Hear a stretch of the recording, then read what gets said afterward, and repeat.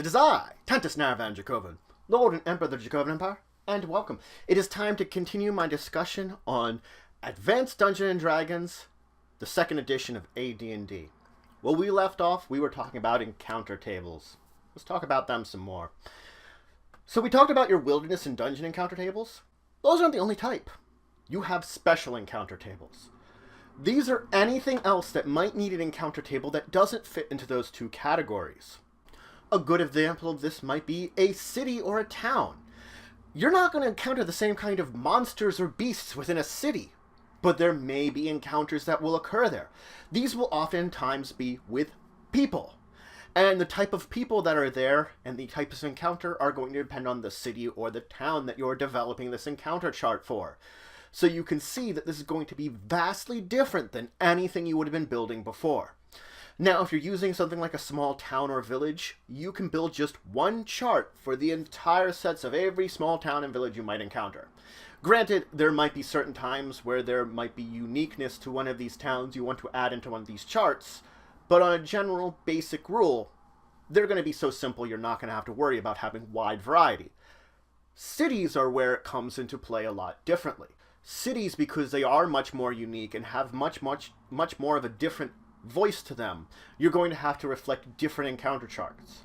In fact, cities can be so large and have different districts in them, you could have a different encounter chart per district that your characters are exploring and adventuring within.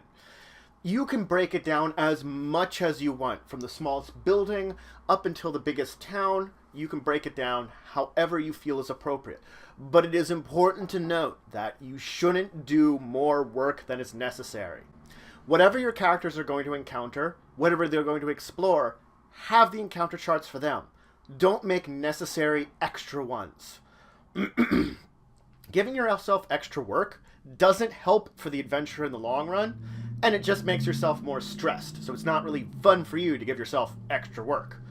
Now, there are several things you can do to make random encounters more exciting, more fun for you to run, more exciting for your players to encounter.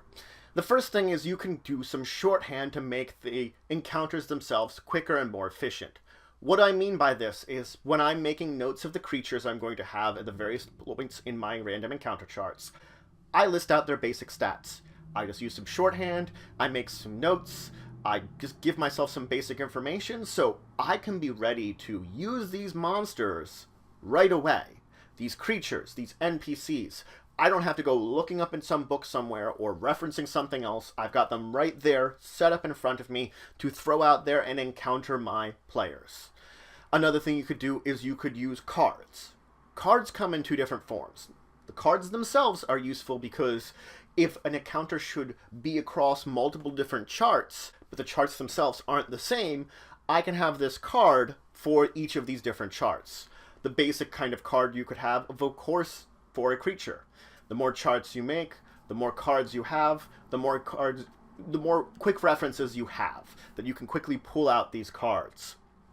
It's more than just creatures, though. You can do things like describe some kind of layer or base of operation and give some suggestions for that could be associated with a random encounter. A great description of a NPC might be one of these cards, so that if you have a certain type of NPC that you have appear on multiple types of charts, you could quickly pull out this description and use it as a reference point. Also, traps. If you have an encounter being a trap, well then, of course, you can just have a card describing a trap ready and able to, you could be, oh, this is the trap you're encountering. This brings us to the other thing is, combat just does not have to be meeting NPCs or monsters. Random encounters doesn't have to just be meeting NPCs and monsters. There is a wide variety of things that you can have as a random encounter. From weather, to some kind of unusual something happening, to a trap, to just some kind of friendly person traveling on the road that you might just talk with. Anything that adds an encounter and adds to breaking the tension of just the normal adventure can be a decent encounter. And the point of these is to make it that it's less predictable. When your players are going to assume they're going to have a random encounter, they might think, oh, we're going to fight something. Make it that they're not going to fight something every time. By doing that, it opens it up that, hey, what's going on here?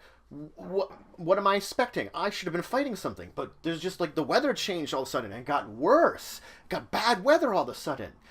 We're not going to expect combat every time then.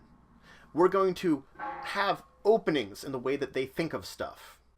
You're adding a level of unpredictability that adds to their excitement. Being predictable is less exciting than being unpredictable. So encounter tables are all well and good and all, and there's something you're going to be preparing before the adventure. But once you're actually getting into the adventure, it is going to be up to you as the DM to add excitement and spice to these encounters that you're building. The thing is, just the information on the chart isn't enough to actually build an encounter.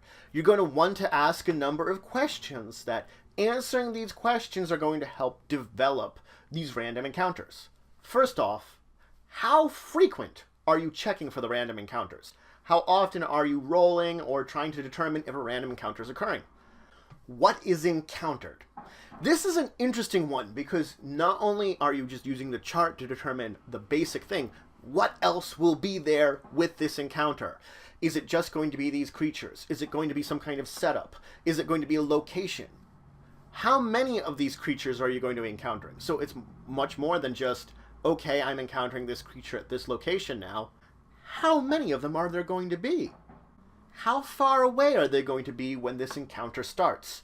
Are they going to run into each other close range? Is one going to be really far away before they spot each other? This makes a difference for using some kinds of ranged combat or switching straight into some kind of melee combat. Another thing is, who's surprised or who's not surprised? Are the monsters you're fighting surprising the players? Or are the monsters, the creatures, surprised by the players? That can help determine a lot of stuff when it comes to these encounters. And finally, what are the reaction that this group is going to have to the players? That's an important one to answer. Because maybe they're not looking for a fight. Maybe they are. Maybe they're going to go try to get some reinforcements from somewhere nearby. All of these are kind of just some of the basic options, but there could be any number of options that whatever is here, how it's going to react to your players. Alright, let's go over these 6 questions a little bit more in depth because it's important that we talk about them more.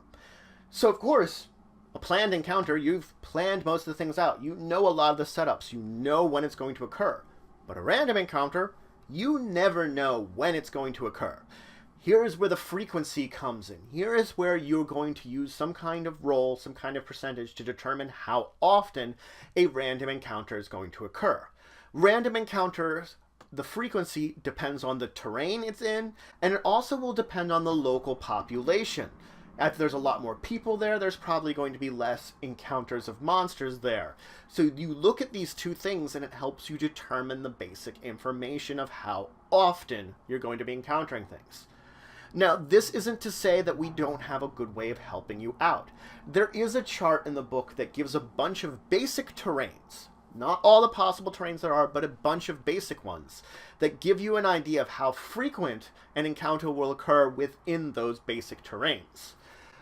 These can be, of course, altered based upon the population, and if you have a terrain which does not fit along any of these guidelines, you can effectively just choose one that's close by to it and use that as your determination point for determining what the frequency is. You could either make it the same, or again, you could alter things just a little bit to fit the world itself. These are guidelines to help you go in the right direction when it comes to the percentage chance, the encounter chance that you're going to have. So, that's it for today. I finished talking about the random encounter table with talking about special encounter tables, which the most basic one of is urban encounters. Cities, towns, villages. It's not the only special encounter, but it's the best example of a special encounter that you're going to encounter in the course of your adventures. And I told you, you can break it down as small as you want or as big as you want. The breakdown is completely up to you. You do want a level of detail and you don't want everything to be all the same. It's just where you feel like separation should occur. And the level of work you want to throw into it, because you don't want to overwork yourself, is important here. Then we begun to talk about making your life easier when it comes to using these charts. there are 3 big things I discussed doing. Making notes of your creature's stats. Making note cards, which can be anything from creature stats to special things related to the encounter.